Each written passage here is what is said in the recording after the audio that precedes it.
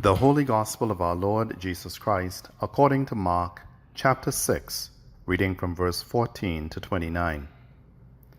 King Herod heard of it, for Jesus' name had become known.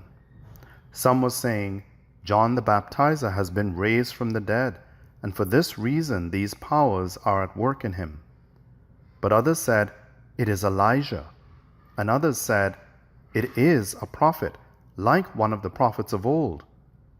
But when Herod heard of it, he said, "John, whom I beheaded, has been raised." For Herod himself had sent men who arrested John, bound him, and put him in prison on account of Herodias, his brother Philip's wife, because Herod had married her. For John had been telling Herod, "It is not lawful for you to have your brother's wife."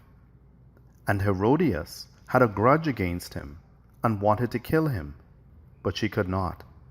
For Herod feared John, knowing that he was a righteous and holy man, and he protected him.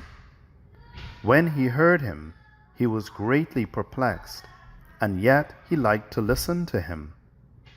But an opportunity came when Herod on his birthday gave a banquet for his courtiers and officers and for the leaders of Galilee. When his daughter Herodias came in and danced, she pleased Herod and his guests. And the king said to the girl, "Ask me for whatever you wish, and I will give it."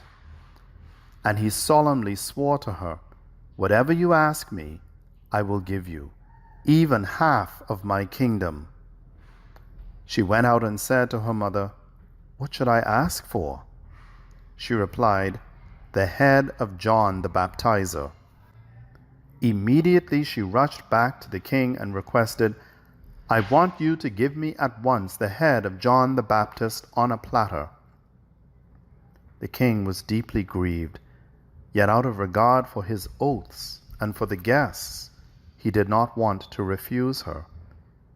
Immediately the king sent a soldier of the guard with orders to bring John's head. He went and beheaded him in the prison, brought his head on a platter, and gave it to the girl. Then the girl gave it to her mother.